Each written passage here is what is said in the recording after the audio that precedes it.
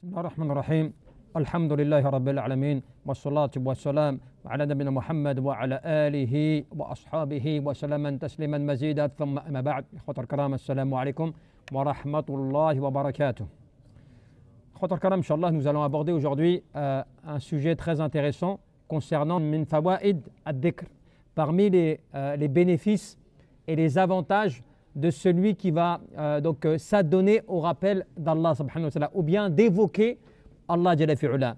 Anna idmanatahu tanubu an at-ta'at, parce que le fait de beaucoup évoquer Allah subhanahu wa ta'ala de manière constante, eh bien cela te permet justement de réaliser une parmi les bonnes œuvres dans l'obéissance à Allah subhanahu wa ta'ala. Wa taqumu maqamaha, yani sawa'un kanat badaniyah ou maliyah, que cela soit par le fait de l'argent ou bien par le fait avec ton corps ou ta langue ou ton cœur, des choses comme cela, tu t'adonnes au rappel d'Allah subhanahu wa ta'ala. Quel bénéfice et quel bienfait tu tires de cela? Ou yani badaniyah maliyah ka hajjin ou tatawwa', comme le fait par exemple même, comment est-ce que cela peut être meilleur parfois que le fait de faire un pèlerinage, ou ce qui ne veut pas dire que ça t'enlève l'obligation, mais le bienfait, la récompense est bien de ce dhikr. Cela tu l'as dans un hadith, وقد جاء ذلك صريحا في حديث عن أبي هريرة رضي الله عنه. Un compagnon une fois, eh bien il raconte أن فقراء المهاجرين أتوا رسول الله صلى الله عليه وسلم. Un jour donc des pauvres parmi les auxiliaires, ceux qui avaient fait l'émigration avec le prophète alayhi salatu wassalam, donc les pauvres parmi eux étaient venus voir le prophète alayhi salatu wassalam. Et ils lui ont dit فقالوا يا رسول الله ذهب أهل الدثور بالأجور والنعيم المقيم يصلون كما نصلي ويصومون كما نصوم ولهم فضل أموال يحجون بها ويعتمرون ويجاهدون ويتصدقون. Ils sont venus, ces pauvres, pour se plaindre auprès du prophète alayhi salatu wassalam, en lui disant voilà, ya Rasulallah, ceux qui ont de l'argent, ceux qui sont les plus riches parmi nous, eh bien ils nous ont dépassés en bienfaits. Ils nous ont dépassés en bienfaits. Pourquoi? Parce qu'en fait eux, eh bien ils prient comme on prie, ils jeûnent comme on jeûne, ils dépensent leur argent, simplement que nous on n'a pas, parce qu'en fait ils sont pauvres. Ils dépensent leur argent pour Allah Azza wa Jal, ils luttent pour Allah subhanahu wa ta'ala, et ainsi de suite. Donc ils nous ont dépassés. Nous qui sommes pauvres et qui n'avons pas ces capacités comme eux l'ont. Et le prophète alayhi sallam, qu'est-ce qu'il leur répond? Alors qu'eux, bien sûr, en plus de cela, ils font des pèlerinages, ils font des umrah, des choses comme cela, de par le fait qu'ils ont les moyens. Et le prophète leur répond Ala u'allimukum shay'an tudrikuna bihi man sabaqakum. Est-ce que vous voulez que je vous accorde quelque chose qui va faire que vous allez dépasser ceux qui sont venus avant vous?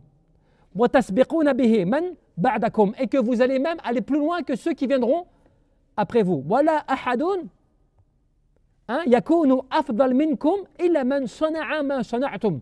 Et personne ne fera mieux que vous que celui qui fera la même chose que vous, ou bien plus encore. Et donc, forcément, ils ont dit, Bala ya Rasulallah, bien sûr on veut savoir, quelle est cette chose que l'on peut faire qui va nous permettre d'être équivalent à eux, alors que nous ne le pouvons pas, voire même faire mieux que eux. Eh bien, c'est là que le prophète leur dit, Tusabbihuna wa tahmaduna wa tukabbiruna khalfa kulli salatin thalatha wa thalathin. Et donc, il rappelle le fait qu'après chaque prière, le fait que tu dises 33 fois, tu vois, subhanallah, walhamdulillah, comme cela se fait 33 fois après chaque prière obligatoire. Alors, qu'est-ce qu'ils te disent? Parce que la leçon, c'est quoi? Ce n'est pas le fait que tu saches cela, parce que combien, la plupart d'entre nous, ils savent qu'ils doivent faire cela. Beaucoup ne le font pas. D'autres, ils le font, mais à moitié. D'autres disent, mais bon, j'ai pas le temps, ou je ne suis pas obligé de le faire, ce n'est pas une obligation, n'est-ce pas? Donc, tout le monde sait cela. Tu apprends à quelqu'un, est-ce que tu sais qu'après chaque prière obligatoire, normalement, tu dois dire 33 fois ceci, ça? Il le dit bien sûr. Tu vois, donc tout le monde le sait. Eh bien, c'est là que tu te rends compte que Allah Jalla fi'ala, il est parfaitement juste. Puisqu'en fait, il accorde ses bienfaits à celui qui va en tirer profit. Et celui qui ne veut pas en tirer profit, c'est lui que ça regarde. Et donc ce hadith, quand tu le lis, tu apprends quelque chose, mais après, ce n'est pas garanti que toi, tu vas le faire. Ce n'est pas garanti que toi, tu vas être parmi ceux qui vont respecter cela. Parce qu'il y a une leçon à cela. Eh bien, on t'apprend quoi? فَجَعَلَ الذِّكْرَ عِوَادًا لَهُم مِمَّا فَاتَهُم من الحج والعمرة والجهاد والأخبر أنه يسبقونهم بما الذكر. Déjà, ce hadith, il t'apprend qu'avec le rappel d'Allah, tu arrives à compenser des choses que toi, tu n'es pas capable de faire par le fait de tes capacités, comme le fait de faire un hajj ou une umrah, que des gens font en plus, surérogatoire. Ou bien le fait qu'ils vont dépenser leur argent ou lutter sur le chemin d'Allah Azza wa Jal, alors que toi, tu ne peux pas, tu n'as pas les moyens. Eh bien, grâce au rappel d'Allah Jalla fi'ula, avec le fait de l'évoquer, tu arrives à arriver à leur niveau à eux. Donc à être comme eux, subhanallah. Alors que toi, tu n'as pas dépensé comme eux. Alors que tu n'as pas les capacités comme eux. Tu vois? فَلَمَّا سَمِعُوا. Mais regardez, le plus intéressant, c'est quoi? فَلَمَّا سَمِعُوا أَهْلَ الدُّثُورِ بِذَلِكَ عَمَلُوا بِهِ. Mais lorsque les gens qui avaient l'argent et qui avaient les moyens ont entendu cela, qu'est-ce qu'ils ont fait? Est-ce qu'ils ont fait comme nous? Tu vois? Non, moi, tu as vu, c'est bien, alhamdoulilah, ils le font, c'est bien, tant mieux pour eux. Eux, ils n'étaient pas comme nous, avec des cœurs malades, avec des cœurs attachés, tu vois, aux affaires mondaines. Eux, ils ont entendu cela alors qu'ils ont l'argent, alors qu'ils ont les capacités, alors que déjà, ils dépensent beaucoup plus que les pauvres. Ils ont entendu cette information, qu'est-ce qu'ils font? Ils le font eux-mêmes. Ils ont entendu cela, ils l'ont fait eux-mêmes, se sont adonnés à faire cette œuvre-là. فَازْدَادُوا إِلَى صَدَقَاتِهِمْ وَعِبَادَتِهِمْ بِمَالِهِمْ يعني تعبد بها الذكر. C'est-à-dire qu'ils ont augmenté leurs dépenses, ils ont augmenté leurs biens, tout ce qu'ils faisaient, et en plus, ils ont augmenté le rappel d'Allah Jalla fi'ala, parce qu'ils ne voulaient pas manquer l'occasion. Voilà des gens, vous savez, ces gens-là, qu'est-ce qu'ils avaient comme caractéristique? Le fait qu'ils ne perdaient pas l'essentiel, l'avantage, il était où? Il n'était pas dans l'argent, il n'était pas dans les capacités physiques ou financières, il était dans le bienfait d'Allah. Il y a un bienfait dont moi je suis au courant, dont je peux mettre en application et qui peut me permettre de récupérer des récompenses, bon gré mal gré que déjà je faisais beaucoup, eh bien je ne vais pas manquer à cela. Je ne vais pas manquer cela, je vais le faire aussi. Alors que cela concernait les pauvres qui se plaignaient. Nous aussi à la mosquée des fois, tu as des gens par exemple, ils vont entendre une information qui va les servir. Imaginons, quelqu'un par exemple, il a de l'argent et il ne donne pas beaucoup. Quand on lui dit mais vas-y, masha'Allah, ce que tu peux faire, alhamdoulilah, participe. Lui, qu'est-ce qu'il va faire? Il dira, c'est bon, alhamdoulilah, moi je donne déjà beaucoup. Tu vois, moi je donne déjà ailleurs. Ou moi je fais ceci ou cela. C'est vrai que c'est bien. Ce n'est pas un problème en soi, c'est bien, alhamdoulilah. Mais si tu as une occasion, où on t'appelle à une occasion, où tu vois que tu peux marquer le coup en plus de ce que tu fais, alors que tu es capable, sans que ça te cause de tort, notre problème à nous, il est là. On va dire non, je ne fais pas, parce que je fais déjà beaucoup. Alors qu'un autre qui sait bien que l'argent lui appartient pas, il sait bien que les bienfaits ne lui appartiennent pas, il sait bien que lui, tu vois, il est en mode, normalement à la recherche des bienfaits. Qu'est-ce qu'il va faire? Il va saisir l'occasion. Et donc, qu'est-ce qu'ils ont fait les pauvres? Ils sont partis voir le prophète. وأخبروا الرسول صلى الله عليه وسلم بأنهم قد يعني شاركهم في ذلك فانفردوا يعني عنهم بما لا قدر لهم عليه. Ils sont partis voir le prophète ensemble, ils lui disent Ya Rasulullah, les riches, ils ont entendu cette information, ils ont entendu ce bienfait, et qu'est-ce qu'ils ont fait? Eh bien, ils nous ont imités. Ils le font aussi maintenant cela. En plus de ce qu'ils font, eh bien, ils ont rajouté cela. Que maintenant, ils sont comme nous. Et qu'est-ce qu'a dit le prophète? ذَلِكَ فَضْلُ اللَّهِ يُؤْتِهِ مَنْ يَشَاءُ وَاللَّهُ ذُو الْفَضْلِ الْعَظِيمِ. Mais après cela, c'est Allah qui donne ses bienfaits à qui il le veut. Allah, il donne ses bienfaits à qui il veut. C'est-à-dire quoi? C'est que, imaginons, toi tu as et un autre il n'a pas. Toi tu fais beaucoup pour Allah. L'autre, il aimerait bien faire comme toi. Et finalement, il apprend qu'il peut faire quelque chose qui peut lui permettre d'apporter ou de rapporter plein de bienfaits. Qu'est-ce que fait celui qui a beaucoup? Il t'imite. Il ne veut pas laisser cette occasion. Lui aussi, il profite de cette occasion, de ce qu'il a entendu pour tirer le bienfait avec toi. Il ne veut pas laisser passer cela. Et après cela, c'est quoi? Eh bien, c'est le bienfait d'Allah. Allah, il t'a donné, il t'a facilité, il t'a accordé. Et toi, qu'est-ce que tu fais avec? Tu l'utilises pour Allah. Eh bien, cela, il ne faut pas l'appliquer uniquement dans le rappel, parce que là, on a parlé de quoi? Dhikr Allah, le rappel d'Allah Azza wa Jal. Mais cela, c'est applicable à tout. Ça rappelle au dhikr, mais c'est aussi par rapport à ta capacité physique, quand tu as la force de faire quelque chose, tu vois, qui peut servir, ou bien le fait que tu as, par exemple, une mémoire ou une intelligence, que tu vas mettre au service, tu vois, d'Allah Jalla fi'ala, ou bien encore, tu as du temps, eh bien, tu vas le consacrer pour Allah Azza wa Jal. Parce que, par exemple, imaginons, quelqu'un qui a du temps, et qui n'a pas les capacités de travailler ou des choses comme cela, il va profiter de la mosquée parce qu'il ne préfère pas rester chez lui. Il va essayer de profiter au maximum parce pour l'instant, il n'a rien d'autre à faire. Donc, il profite de l'adoration. C'est un grand bienfait. Allah Azza wa Jal va lui faciliter sûrement. Mais celui qui est occupé, celui qui a des occupations, mais en plus de cela, il s'organise dans sa vie pour venir à la mosquée, pour essayer de consacrer du temps à la mosquée, pour essayer de faire du bien, tu vois. En plus qu'alors lui d'abord, il n'est pas comme l'autre. Il est occupé, tu vois. Il a des choses à faire, mais il arrive à s'organiser pour essayer de faire au maximum. Subhanallah, qu'est-ce qu'il fait lui? Il réunit deux grands bienfaits. Le fait que Allah Jalla fi'ala lui a donné et qu'il a des choses à faire, qu'il s'occupe dans des choses bien ou bonnes, qu'il lui apporte par exemple une bonne distribution, mais en plus de cela, eh bien son temps, il ne le gâche pas. Dès qu'il a du temps, il ne le gâche pas. Il l'utilise à bon escient. Il l'utilise là où il va récupérer des bonnes actions et des bonnes œuvres. Parce qu'il va réunir ce que Allah lui a accordé en termes de bienfaits. Et celui qui, subhanallah, Allah il t'accorde des bienfaits, imaginons.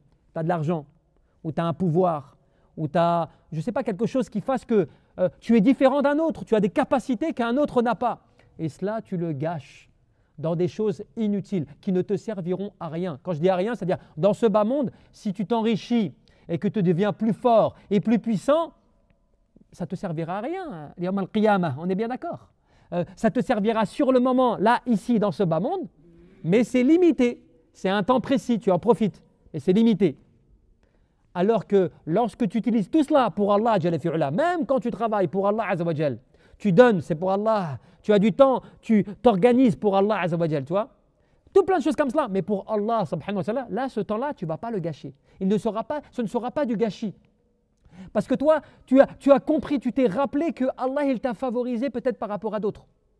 Que Allah, il t'a accordé à toi qu'il n'a pas accordé à d'autres. Et là, tu vois comment, à l'époque, les gens réfléchissaient. Regardez les pauvres.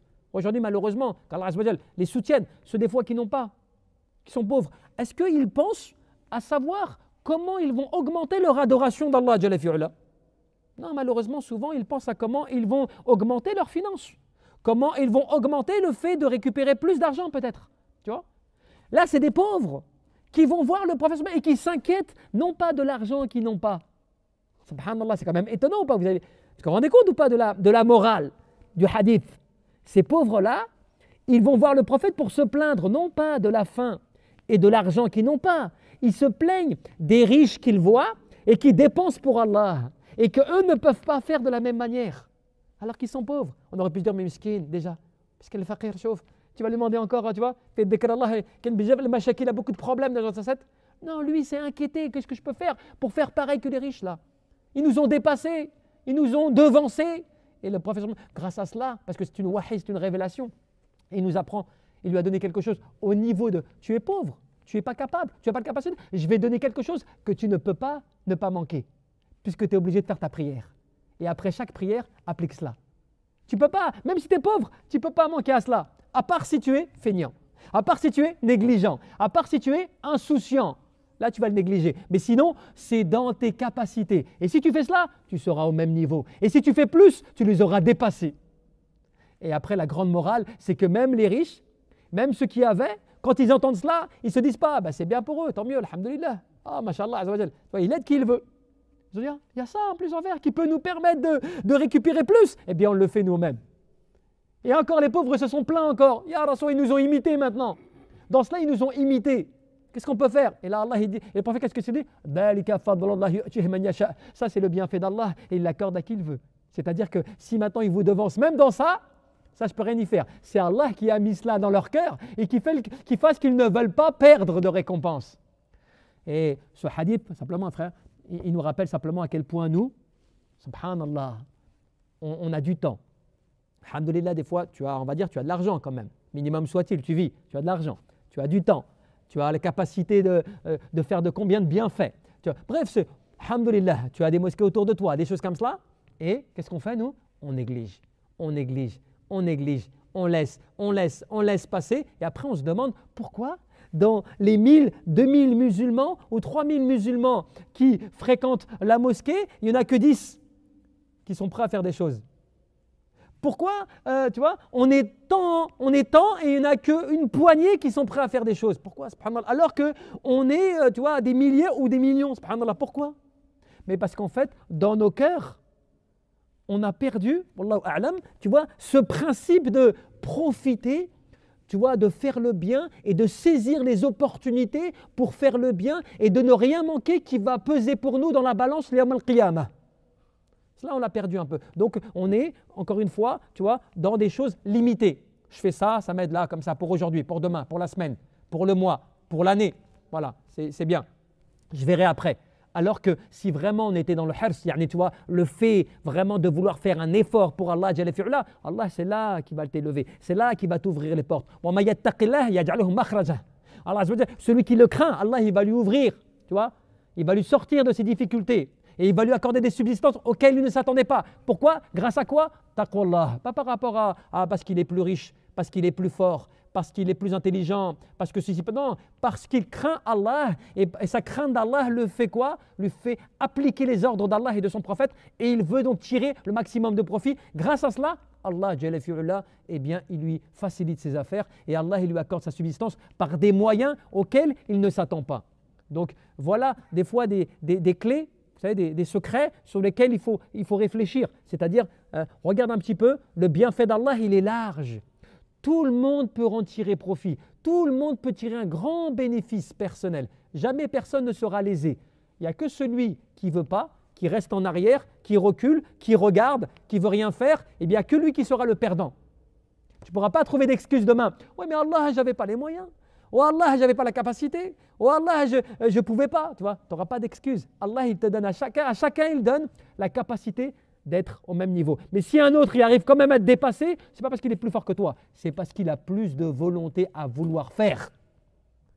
Tu vois, il y a plus de volonté à vouloir faire. Ce n'est pas une question d'incapacité physique ou financière, c'est une capacité de volonté. La volonté, elle n'est pas là, donc elle t'empêche de faire.